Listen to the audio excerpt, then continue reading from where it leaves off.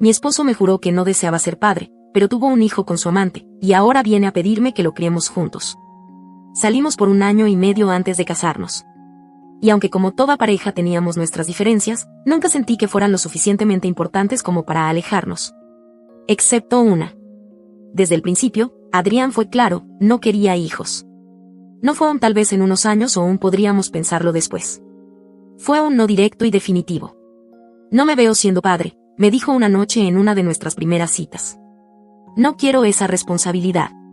No quiero perder mi libertad. Recuerdo el pequeño nudo que sentí en el estómago. Porque yo sí me veía siendo madre algún día. Pero el amor te hace creer que puedes cambiar las cosas. Que basta con querer suficiente. Así que lo acepté. Me convencí a mí misma de que podía vivir sin hijos. De que estar con él valía más que cualquier deseo personal. Nos casamos en una ceremonia íntima, sin muchos lujos, rodeados solo por familiares y amigos cercanos. Los primeros años fueron buenos. Felices. Llenos de viajes, cenas largas, conversaciones profundas. Yo seguía pensando, en el fondo, que él podría cambiar de opinión. Que quizás un día, sin presionarlo, me miraría a los ojos y me diría que sí. Pero no pasó. Cada vez que yo insinuaba el tema, él lo cortaba en seco. Ya hablamos de esto, Sofía, decía con ese tono suave pero impenetrable. Sabías en lo que te metías. Y yo, me callaba. Me callaba cuando mis amigas me pedían que fuera madrina de sus hijos. Me callaba cuando pasábamos por un parque y veía familias enteras riendo, jugando, y sentía ese vacío doloroso en el pecho. Me callaba por las noches, cuando imaginaba cómo se oiría la risa de un niño en nuestra casa. Aprendí a enterrar ese deseo. O al menos, eso creí. No sé con certeza cuándo cambió todo. Tal vez siempre fue así y yo simplemente me negué a verlo. O quizás, en algún punto, dejé de ser su prioridad. Las señales estaban ahí, llegadas tarde a casa, más viajes de trabajo, su celular siempre boca abajo, algo que antes no hacía. Pero yo confiaba. ¿Por qué no habría de hacerlo? Hasta que una noche de martes, mi celular sonó con un número desconocido. Yo no suelo contestar llamadas así, pero algo me empujó a hacerlo. Sofía, dijo una voz de mujer. ¿Quién habla?, pregunté, con un escalofrío recorriéndome la espalda. Hubo un silencio largo, tenso. Me llamo Laura. No sé cómo decir esto, pero estoy embarazada de Adrián. Sentí que el piso se deshacía bajo mis pies. No podía ser cierto. No podía ser real. Pero ella siguió hablando. Me dio fechas, detalles, pruebas. Demasiadas coincidencias para que fuera una mentira. Él me dijo que te lo contaría, agregó, pero sentí que debía saberlo por mí. No recuerdo haber colgado. No recuerdo haber respirado. Solo recuerdo quedarme sentada en el sofá, con el celular en la mano y el mundo desmoronándose a mi alrededor. Cuando Adrián llegó esa noche, supe que lo sabía. Se quedó parado en la puerta, mirándome con esa cautela que tienen los culpables cuando esperan una explosión. ¿Algo que quieras contarme?, pregunté, con una calma que no sentía. Él cerró los ojos y suspiró. No intentó negarlo. No hubo excusas. Sofía, déjame explicarte. No hay nada que explicar, lo interrumpí. Solo dime una cosa, ¿con ella sí quisiste tener un hijo? No respondió. Y ese silencio fue suficiente para mí. No podía decir que fue un error, porque un embarazo no ocurre por accidente una sola vez. No podía decir que no significó nada, porque claramente lo había elegido. Y lo peor, no podía decirme que no quería hijos. Porque sí los quería. Solo que no conmigo. Me levanté lentamente, temblando de rabia. ¿Desde cuándo? Sofía, eso no importa. Responde la maldita pregunta. Apretó la mandíbula. Hace 1 año. La bofetada salió sola, sin pensarlo. El sonido seco retumbó en la sala. 1 año, repetí en un susurro. 1 año de mentiras. 1 año durmiendo con un hombre que tenía una doble vida. 1 año mirándome a los ojos y diciéndome que me amaba mientras estaba con ella. Cuando trató de tocarme, me aparté como si me quemara. No te atrevas a decir mi nombre. No después de esto. Fui a la habitación, saqué una maleta del armario y empecé a empacar sin pensar. No podía quedarme ahí. No con él. No hagas esto, suplicó desde la puerta. No así, solté una risa amarga. ¿Y cómo quieres que lo haga, Adrián? ¿Que lo hablemos como adultos? ¿Que entienda por qué con ella sí quisiste ser padre y conmigo no? No respondió. porque sabía que no podía. Terminé de empacar lo esencial, tomé mi bolso y salí de la habitación. Él me siguió hasta la puerta, pero no intentó detenerme. Antes de irme, lo miré por última vez. Espero que haya valido la pena. Y me fui. Esa noche dormí en casa de mi amiga Valeria. Cuando abrió la puerta, no tuve que decir nada, ya le había contado todo camino a su departamento. Ella solo me abrazó fuerte, y entonces, finalmente, me derrumbé. Lloré hasta quedarme sin lágrimas. Hasta que el cuerpo se me vació. Hasta que el dolor se convirtió en un cansancio que dolía en los huesos. Los días siguientes fueron un borrón. No volví al departamento. Le pedí a mi hermano que recogiera mis cosas, asegurándose de que Adrián no estuviera allí. Las primeras semanas fueron lo peor, no dormía, apenas comía. Mi celular no dejaba de sonar con mensajes de él, de amigos en común, de familiares confundidos. No respondía a nadie. Pasó un mes antes de que pudiera mirarme al espejo sin sentir que veía a una extraña. 2 meses antes de dejar de llorar al despertar. 3 meses antes de poder pronunciar su nombre sin que se me cerrara la garganta. Y justo cuando comenzaba a sentir que estaba sanando, apareció de nuevo. Fue un día cualquiera. Estaba saliendo del trabajo. Cuando vi su auto estacionado frente al edificio, el estómago se me encogió como si me hubiese tragado una piedra. No lo había visto en meses. No porque no pudiera, sino porque no quería. Instintivamente, aceleré el paso en dirección contraria, deseando que no me hubiera visto. Pero no tuve suerte. Adrián salió del auto y se interpuso en mi camino antes de que pudiera escapar. Por favor, solo escúchame, dijo, con la voz más baja de lo habitual. Le sostuve la mirada. Sentí el desprecio burbujear dentro de mí, caliente, ácido, familiar. No tengo nada que decirte, le solté, sin rodeos. Pero yo sí, insistió. Apreté los dientes. Quería gritarle, escupirle en la cara todo lo que aún me dolía. Quería que desapareciera de mi vida para siempre. Pero en su rostro no había ni rastro de la arrogancia de la última vez. Se veía distinto. Exhausto. Derrotado. Y algo en mí, tal vez la parte estúpida que todavía recordaba que alguna vez lo amé, me hizo suspirar con frustración. 5 minutos, le dije. Fuimos a una cafetería cercana. Me senté frente a él con los brazos cruzados, el cuerpo tenso, lista para levantarme ante la menor provocación. Adrián jugueteaba con su taza de café. Estaba nervioso. Ella me dejó, dijo, finalmente, con la voz temblorosa. Dijo que no estaba lista para ser madre, y se fue. Me dejó con el bebé. Lo miré sin pestañear. ¿Y qué se supone que quieres que haga con eso? Él se inclinó un poco hacia adelante, suplicante, desesperado. No sé cómo hacerlo solo. Yo necesito ayuda. Mi cerebro tardó unos segundos en procesar lo que estaba escuchando. No. No. No me estás pidiendo esto. Sofía, tú siempre fuiste buena en estas cosas. Siempre quisiste un hijo. Y ahora, aquí está. Esta es tu oportunidad de formar la familia que tanto querías. Me quedé en silencio un momento, mirando su cara como si de repente fuera un completo extraño. Sentí una risa amarga subir por mi garganta. Déjame ver si entiendo. Me engañaste. Tuviste un hijo con otra mujer. Me hiciste creer durante años que no querías ser padre. Y ahora, ¿qué te quedaste solo con ese hijo? ¿Vienes a pedirme que lo críe por ti? ¿De verdad crees que eso tiene sentido? Él parpadeó, como si no entendiera por qué sonaba tan absurdo. Es solo que, no puedo hacerlo solo. Me levanté de golpe, haciendo que la silla rechinara contra el piso. ¿Sabes qué, Adrián? Es una pena. Pero ese niño tiene un solo padre. Y no soy yo. Salí de la cafetería sin mirar atrás. Y por primera vez en mucho tiempo, sonreí. Cuando mi madre me llamó unos días después, supe que no iba a ser una conversación agradable. Su voz tenía ese tono grave, severo, con el que solía darme consejos no solicitados.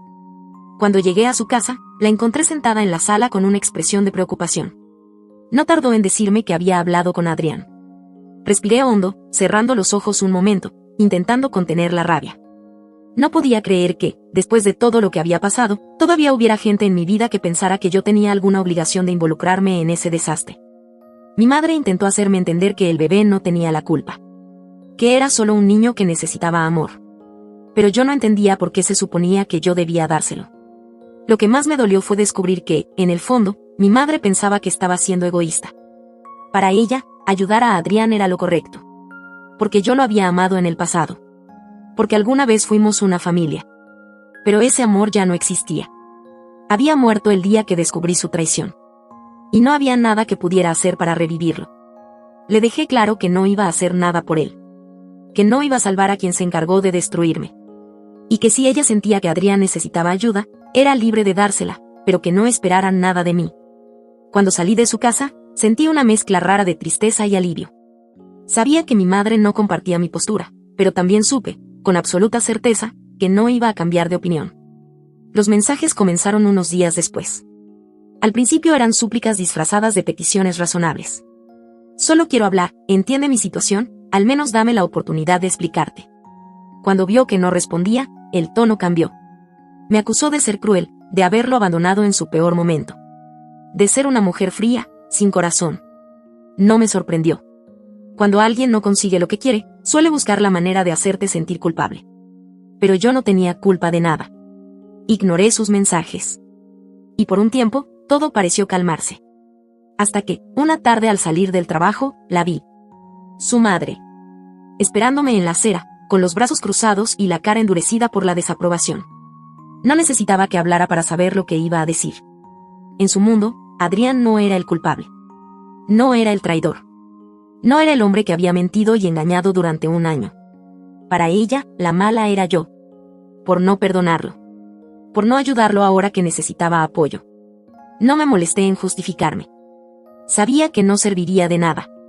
Ella ya había elegido su versión de la historia, y en ella, su hijo seguía siendo el niño bueno que solo había cometido un pequeño error.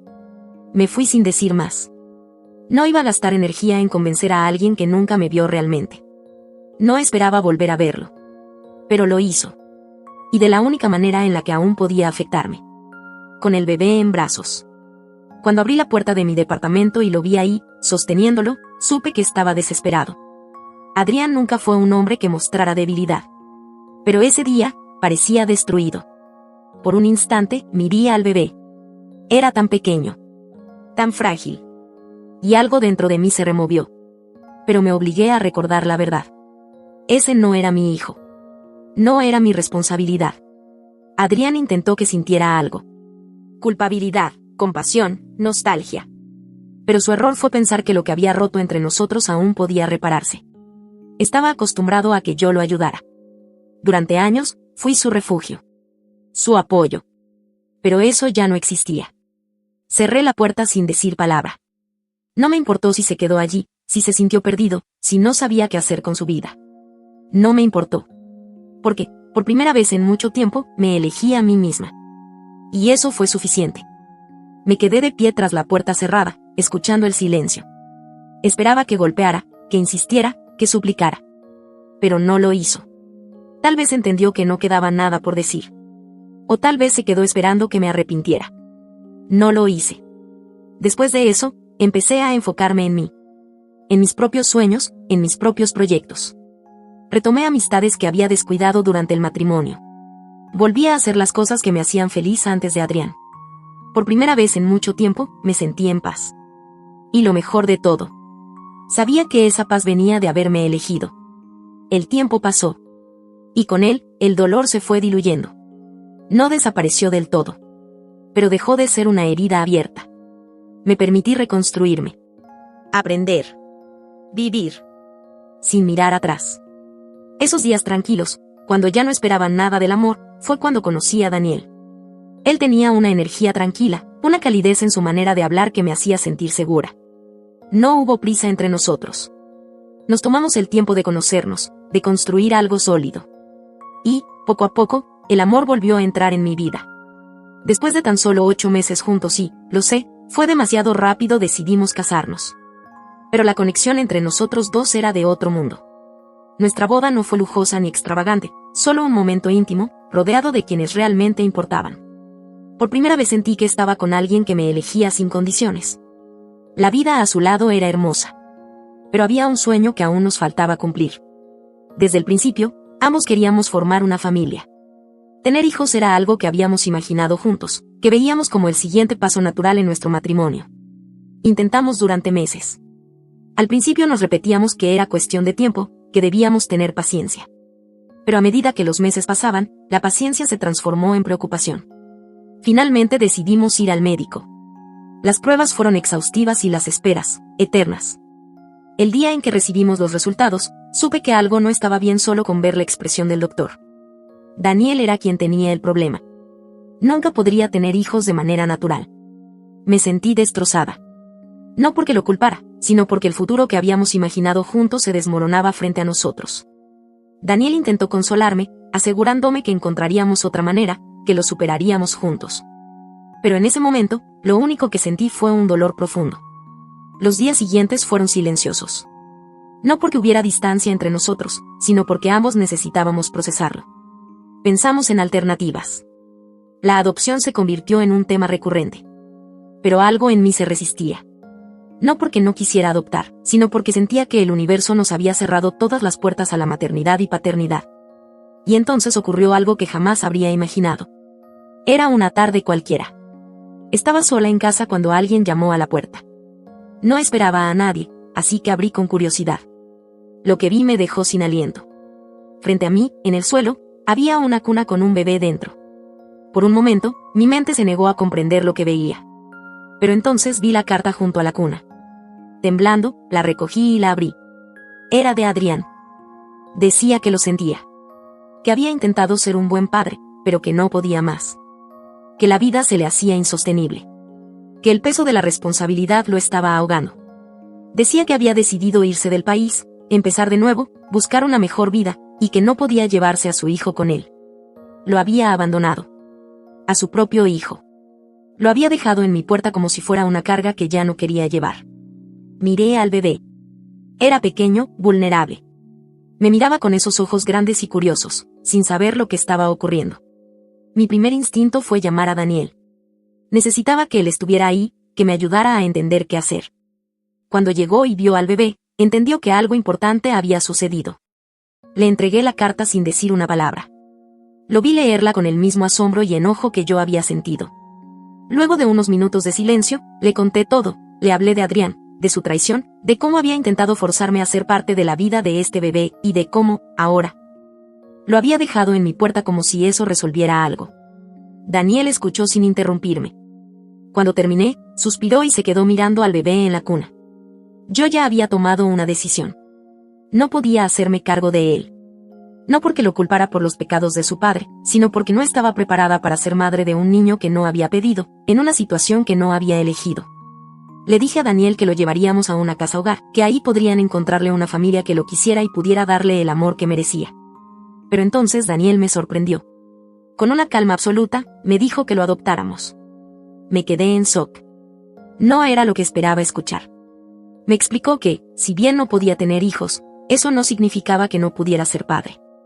Que él ya había hecho las paces con la idea de adoptar. Y que ahora el destino nos estaba poniendo a este niño en el camino. Dijo que sabía que era complicado, que entendía mi historia con Adrián, pero que no debíamos dejar que eso nos impidiera ver lo más importante. Este niño necesitaba una familia. Y nosotros podíamos ser esa familia. Esa noche no dormí. Pasé horas sentada junto a la cuna, observando al bebé. Él no tenía la culpa de nada. No había pedido nacer en esas circunstancias. No había pedido ser abandonado por su padre. Era solo un niño. Y merecía amor. Pensé en todo lo que había pasado. En el dolor. En la traición. En las veces que quise ser madre y la vida me lo negó.